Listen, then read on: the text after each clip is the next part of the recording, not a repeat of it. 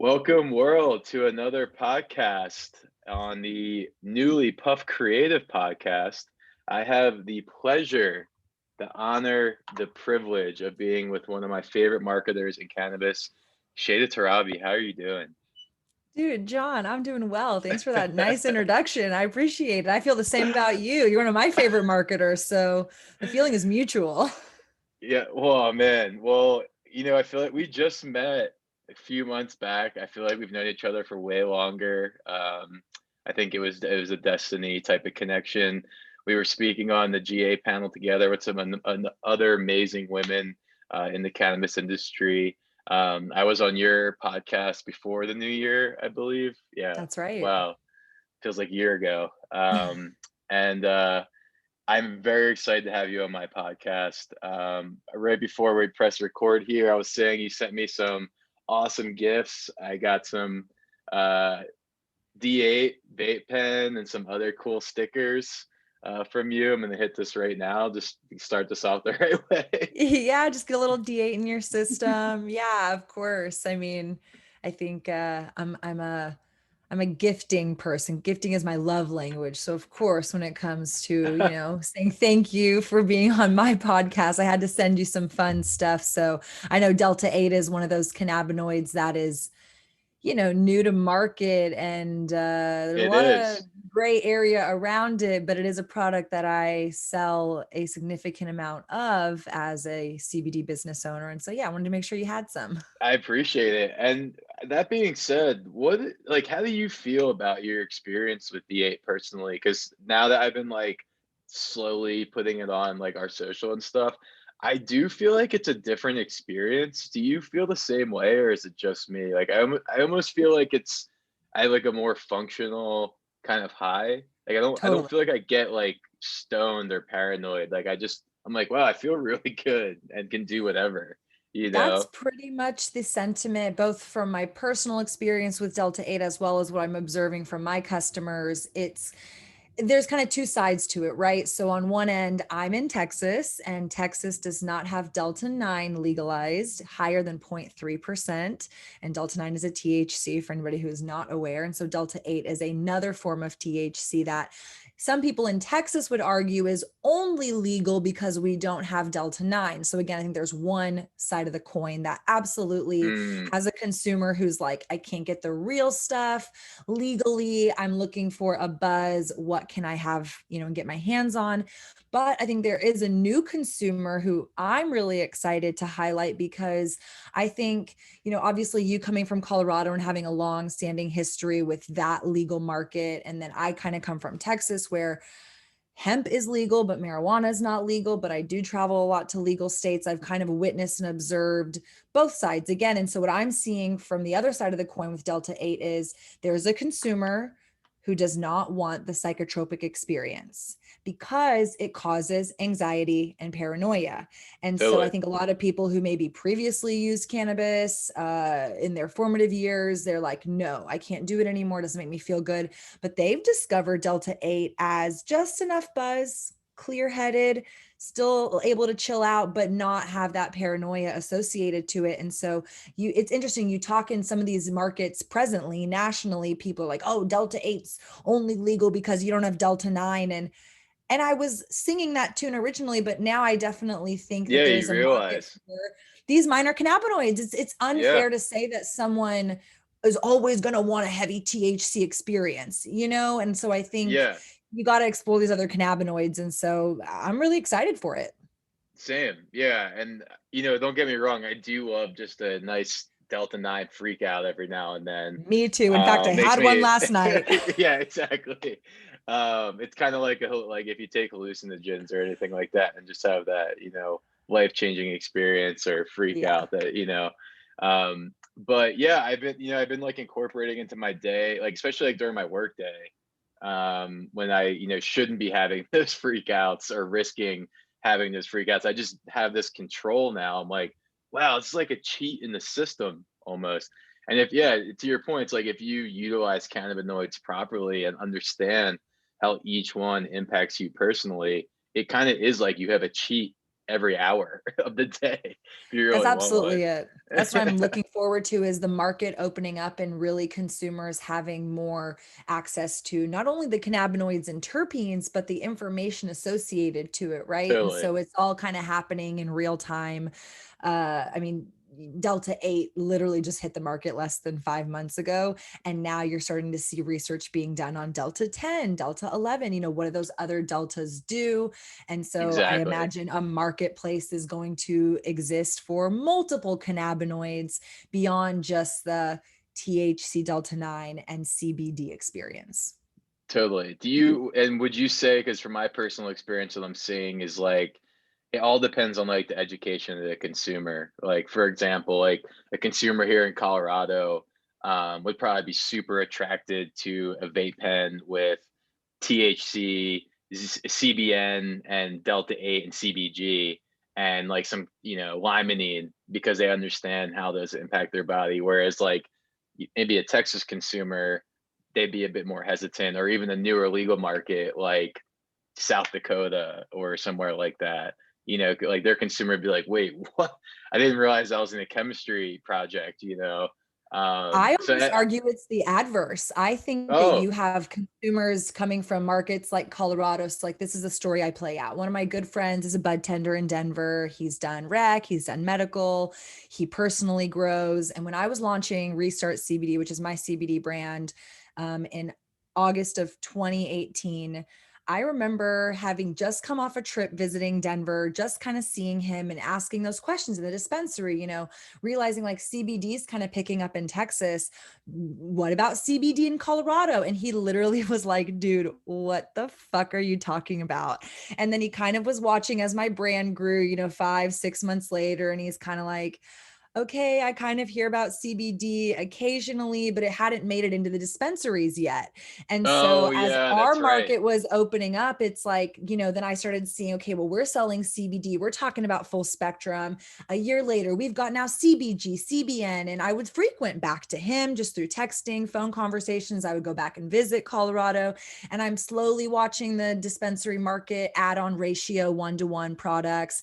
But Hmm. I don't see CBN or CBG or these other cannabinoids in dispensaries. I see Yeah, those they're being pushed from the illegal hemp markets like Texas, driving those conversations. So we're really, in my opinion, not we're necessarily collectively, but I see states like Texas as helping lean into the educational aspect of these cannabinoids and terpenes, because I mean, to be really honest, as a heavy Delta 9 THC consumer who has visited many states for experiential research purposes, you're really being sold, hey, here's a vape, here's flower, here's, yeah. 19% THC, here's, sativa indica hybrid.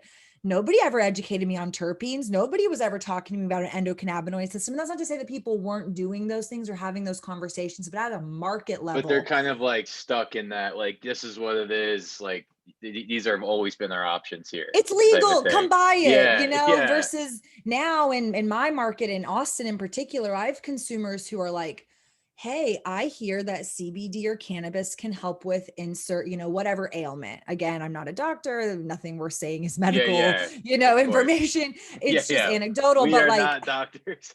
we are not doctors, but when you have consumers who are like, okay, hey, I've done some research. I've heard that these cannabinoids can help. Like I had one woman come in, she's, going through cancer. She was in remission. She got re-diagnosed. She heard some protocol on the internet, said that she needed X amount of milligrams of full spectrum and CBG. She had read CBG is known to be anti-cancer. And so she saw that I sold CBG and she wanted to come get CBG.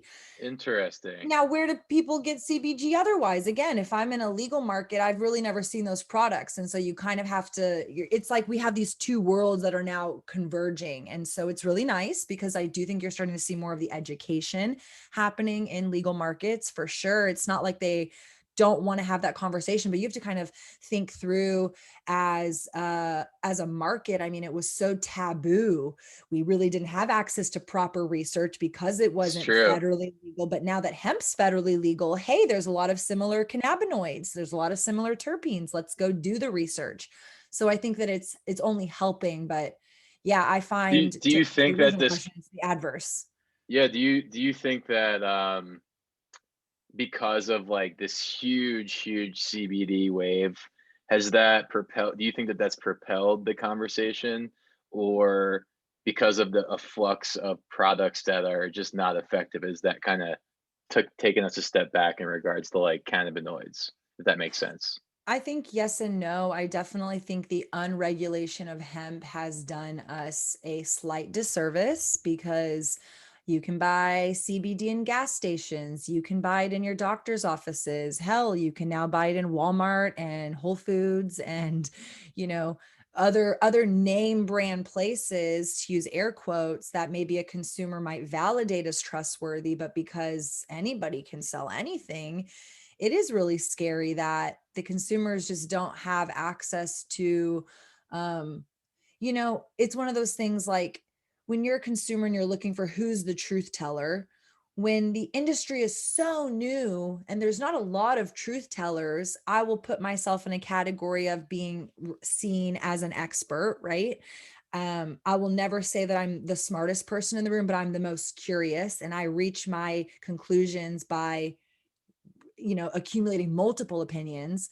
But when you're kind of standing at the front and you're saying, hey, I think this is the truth, let me share this with consumers, I'm also looking around saying, well, what is everybody else saying? And then you're realizing, well, we haven't really been talking about this for very long, so I don't really know who is the source of truth. And I think that that's a very exciting thing for our industry. And it's a very real challenge to just be mindful of, because I think Delta 8's a really great example, especially here in Texas. I mean, it really is new and hit the market. And as such, I want to sell high quality products to my consumers. I'm a marketer. If the market's asking for something, I want to sell it to them. Now Yeah, you can make your decisions on what, quality, not quality. Some people are like, oh, it's not full plant, whatever, side aside. Um, but when I was looking at how do I market this? How do I message this? How do I source this? I'm looking around who else is doing it. And we're all new selling Delta yeah, 8. There's nobody yeah, who's been selling Delta 8 for like a year or 5 years or a decade. Like this is yeah, a it's a couple new months. cannabinoid. And so when you're talking about educating consumers, I have consumers come in like, well, how is Delta 8 going to make me feel? And I'm like, we're learning. It's only been on the market for 5 months. Like I can anecdotally tell you what I know. I can tell you what I've experienced. I can tell you, now I have your personal experience. I can share that Yeah, with a consumer, but people just don't realize how fast this market is unfolding and how as marketers we're being caught in the middle of that. Not again for bad or for good, but just the reality is how do yeah. you navigate? Yeah, it feels like I'm just getting started in, like, cannabis and hemp again with that cannabinoid, like, with the gray area of the law, the social media gray area. Totally. I'm seeing Delta 8 ads going through and stuff, so I'm like, "Man, this is, like, kind of like I'm getting excited again," Yeah. not that I'm not constantly excited about cannabis, but, like, I feel like a young buck on the streets of marketing and, cannabinoids, so it's cool. Um, awesome, man. We just dive right in. I love it. I want to take things a step back here. Again, you're one of my favorite podcast hosts, and I'm not necessarily sure that people know your story. So a goal of my podcast is to pull other podcasters' stories out. I know you're in Texas now. Is that where you were born and raised, or? Yeah, born and raised in Austin, Texas. I have both my parents still living in Austin, my siblings, my two younger sisters live in Austin, and we as a family operate Restart CBD together. So our business is owned by me and my two younger sisters. We operate a brick and mortar, which we founded Restart in August of 2018. So I always like to kind of share a little bit of the timeline for scope. We launched in August of 2018. It was not federally legal until October of 2018, and it was not Texas state legal until June of 2019. So, legal being a loosey goosey word in the sense of it wasn't illegal prior to those. It just means there wasn't a legal market operating, right? Yeah, Sourcing, manufacturing, ability to grow, process, things like that. And so I like to highlight, we were definitely embarking on an unknown journey. And we did so because we as a family had become really big users and appreciators of CBD oil in particular. And that was because in 2015, I always get the dates a little, confused. It's 2015, A lot's 2016. happened the past year. My A timelines are lot always has off. happened. Basically, half a decade ago, I was in a car accident and I was hit by Oh, a vehicle as a pedestrian and I no. fractured my pelvis in two places. Super gnarly, super uncomfortable. And I will always, transparently share huge THC consumer prior to the accident and huge Mm, THC consumer post accident, so much so that my family was very aware of my consumption, very accepting of my consumption. Thank God I have a very open minded family. And my mother's also really into homeopathic home remedies. So, not that mm. she's ever anti Western medicine, she's just always been like, hey, is there a plant that can fix that? Maybe you should go see a plant doctor or go get these particular tests done just as an alternative treatment. And so when I was going through the accident recovery, experiencing chronic pain for the first time in my life, I was 25 years old. And I say kind of in that way because when you're in your mid 20s, you really feel invincible. You feel like, man, Yeah. like my body's probably in the best shape ever. I'm, young, hungry, driven in all, Yeah, facets of now civil. I'm 30 now. I'm falling apart every day. It's I mean, crazy. same, just turned 30, also I work falling out apart. all the time. Like I work out constantly and I'm always hurt. Well, it's like now I'm Uh, using CBD for other reasons, right? yeah, Like yeah, now I'm just like, okay, help me manage and take care of my body. But then we didn't really know what CBD was in the context of cannabis. We didn't know what CBD was in the context of, how it interacted with an endocannabinoid system. And so were you my like the introduction to like so you personally were the introduction of it to your family because of that experience? Yes, basically, my mom saw me going through traditional recovery methods, steroid injections, pain prescription medications, had gotten multiple scans where the doctor was suggesting at that point surgery. So this was 8 months post accident, still in chronic pain, had done physical therapy, healed my body in all intensive like purposes of like, okay, I'd got mobility back. But now I'm, 26 years old and I have chronic pain. Shit, that sucks. How do you heal? How do you navigate that? How do you manage it on a day to day basis? And Safely that's where my too. mom, exactly, safely without creating addictions or introducing other substances into my body. And so, again, with my mom kind of having that background of, hey, my daughter really loves cannabis. And like literally my mom had just heard of CBD oil. She heard of this cannabinoid. I remember her approaching me with it and I thought, you're fucking crazy. I smoke so much weed. I probably get enough of this CBD, whatever it is. I'm good. I don't need it, dude. And I remember just being so like confused and just dismissing it because I didn't know what it was. I didn't know what I didn't know. And again, kind of reflecting on where the market was, nobody was talking about CBD. It was not really a thing that you could Google and find a lot of resources Five, for. 6 years ago is yeah, can't even think of So basically our anyone. mom she was sourcing from out of state because you couldn't legally grow it in the States. She was making me homemade concoctions and remedies. And that was basically the formulation that we took 2.5, 3 years later to found Restart CBD with. But yeah, we as a family just got introduced to it, Very found a lot of interesting. relief from it. What I would later come to realize why as a marijuana consumer, especially given the context of like legal states operating and things like that, it's not that CBD doesn't exist in marijuana naturally and organically. It's just depending on certain genetics, depending on what consumers want, there's just different ways to grow, different attributes to this plant. And so what I now learn is hemp is actually higher in CBD organically and traditionally lower in THC, which is where you kind of get this adverse. So if the higher THC is, the lower CBD is going to be, and vice versa. So it's why in marijuana you get high THC, low CBD, and in hemp you get high CBD, low THC. And so I just was assuming that I was getting CBD all these years. And then again, as I would kind of reintroduce myself back into these dispensary conversations through these friends that I was making, I was like, hey, do you sell CBD flower? And I remember them thinking like, what?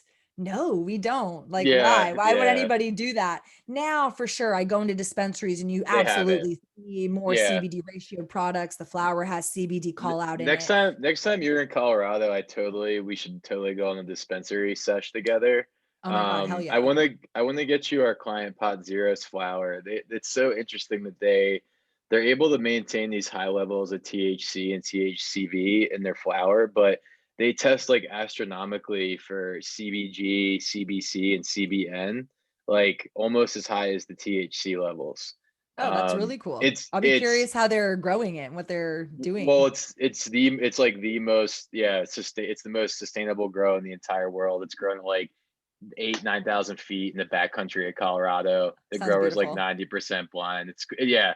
Anyway, that we could do a whole nother podcast But on that that's it. That stuff together. is it's coming, right? It's coming as Yeah, we're yeah, it is. unpacking everything. But yeah, 5, 6 years ago, this is like my version of all I know is, weed and cannabis culture and And you 420 were and at that time, like you were buying off like your local drug dealer, right? Like yeah, we essentially yeah. black market stuff. And Yeah, so yeah. even then in a black market scenario, absolutely having no, Other quality cannabinoid. or cannabinoids that I'm Yeah. like, I don't know what I don't know. So He's yeah, like, I we think this is Blue definitely Dream.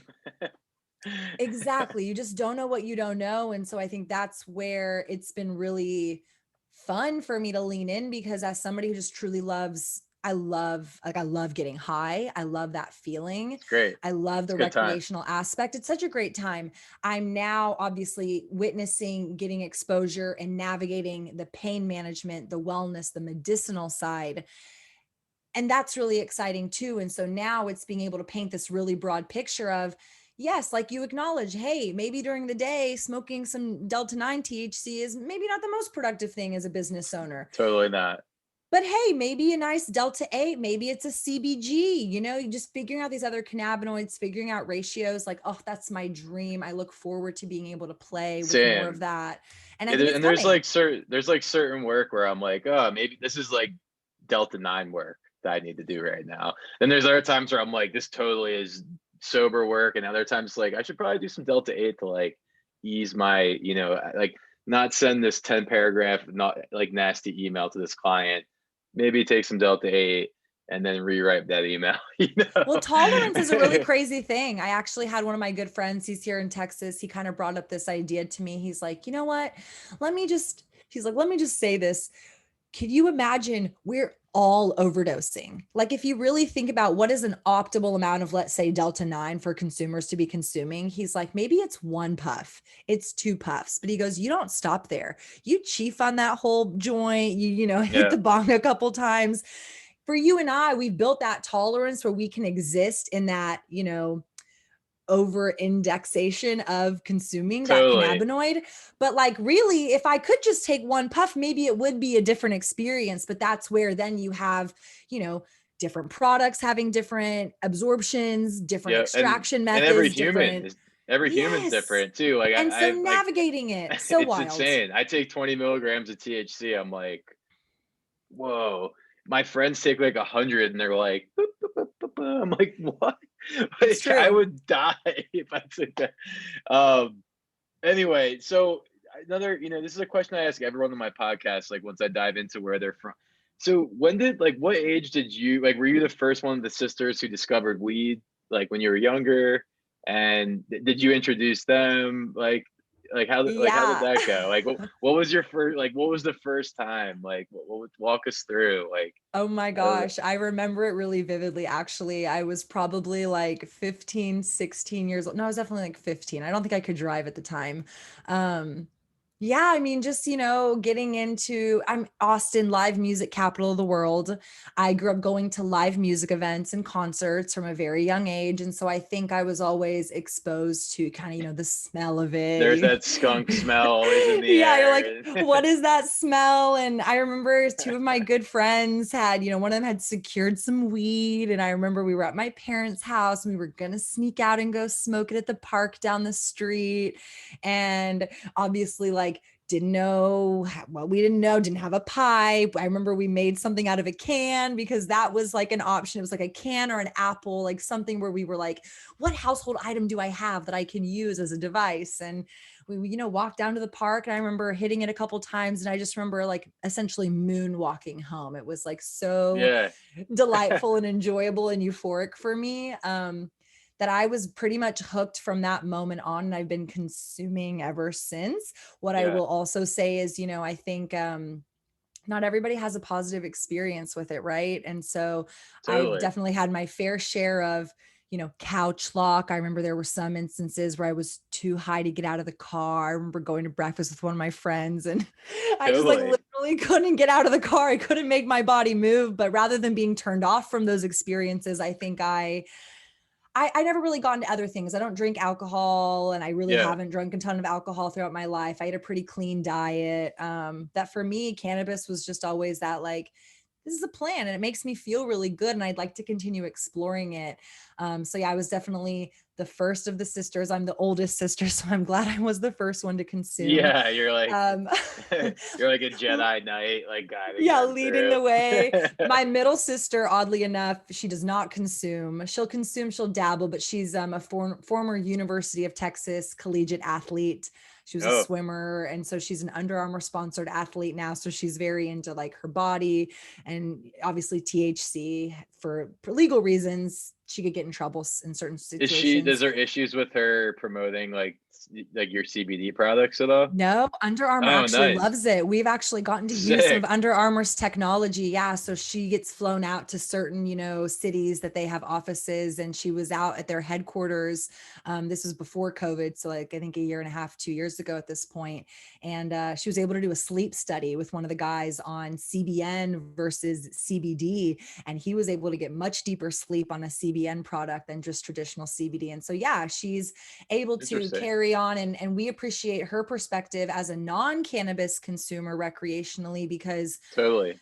I honestly feel like I built Restart CBD with her in mind because there's the me's and you's of the world who happily will go to any person on a corner and buy drugs or go into a dispensary and just I always joke, I go to a party and someone has a tray of brownies and I don't ask questions, I just eat Yeah, it, you're like, oh yeah. versus my sister is like, what is this? How much is in it? I don't want to do anything that I can't be in control of. And so I was like, oh shit, that to me is more who my consumer here in Texas is. How do I Totally. educate that person? And so really, I feel like, again, kind of punctuating what we were talking about earlier, I think CBD and hemp has really opened up the dialogue for non cannabis consumers to be curious. And that's really where I think the sweet spot is because I think everybody can benefit from cannabis. Just because they don't like Delta 9 THC doesn't mean they can't have a nice CBG moment or a nice Delta 8 moment. And so being a brand 100%. that gets to sit in a position to help guide and educate and advocate, especially in a state like Texas, is really exciting. And then the last sister, she's my little mini me. She's in charge of all of our bud. She sources. She's about to go to Champs with me in Orlando and do a little Oh, buying nice. trip. But yeah, she's about to turn 22 and she's very much a cannabis consumer and I enjoy getting to experience my love of the plant with her as well. So it's a nice family That's so um cool. yeah, we all kind of bring something unique to the table, but we all Yeah, it very sounds much like love and such a cool appreciate the dynamic. plant. Yeah, it's really good. That's awesome. Yeah, I grew up, I mean, I have a half sister, but we weren't really close when we were growing up, and she's not a cannabis consumer. And that, like, my wife has brothers, 5 brothers, and they all smoke with her. And I'm like, man, I kind of wish I had siblings to share that experience. But anyway, that's awesome, and I think it's really cool that you kind of led the way and paved the way for your sisters, and now you've had a life changing experience that now you've turned into your business. From a marketing perspective, I mean, it doesn't get cooler than that. There's such a story behind your brand. I think it's amazing that the formulations your mom was making you inspired Restart. I mean, that also is something that doesn't necessarily always translate into CBD formulations. Like, a lot of times you're getting just the straight up same thing from every brand where it's like, how are you differentiating yourself again? So that's really cool. And I know that you mentioned your brick and mortar. People can find you online as well and purchase your products on there, Delta 8, CBD, That's right. CBG, and that's at restartcbd.com. RestartCBD.com. We ship nationwide. There definitely are some nuances to certain cannabinoids. So if people are shopping and they're realizing, hey, I can't see this product or something, there might be some things like you and I were kind of talking, Delta 8 is from my knowledge, not legal in Colorado, surprisingly. So And I have a there are Delta 8 some client in nuances. Colorado. But it's like that gray area where it's like, is it really illegal? Is it? I don't know. I So reached we're out kind to of them and navigating. that was their response. They're like, well, it's kind of a gray area. It's like, okay, I see your lab tests here. It's all I really care about at the moment. Yeah. Yeah. But no, we are grateful to be in business, grateful to have a brick and mortar in Austin. If people are ever in that part of the country, part of the state, definitely come shop with us. And otherwise, we create a lot of content online and love to just really help educate people. And the other highlight I wanted to make was the To Be Blunt podcast, um, at To Be Blunt. I will put the restart links and your podcast links in the when I produce this podcast, no problem. And thank you so much for taking the time to talk. Like, I knew that this conversation would just flow, we just dive right in, and Yeah, it's always a good time. I really appreciate your insights so much, and thanks so much, Shayda. Really appreciate having you. Thank you, John, for giving me the space and the platform to talk and share my passion and what I'm up to in my little corner of the world here in Austin, Texas. And grateful to be connected to you. And if the listeners have any further questions, I always like to make myself available. I say it and I mean it. So connect with me if you have something that you want to share, something you want to ask. I'm always, always open to have conversations. That's amazing. Thank you so much. Thanks.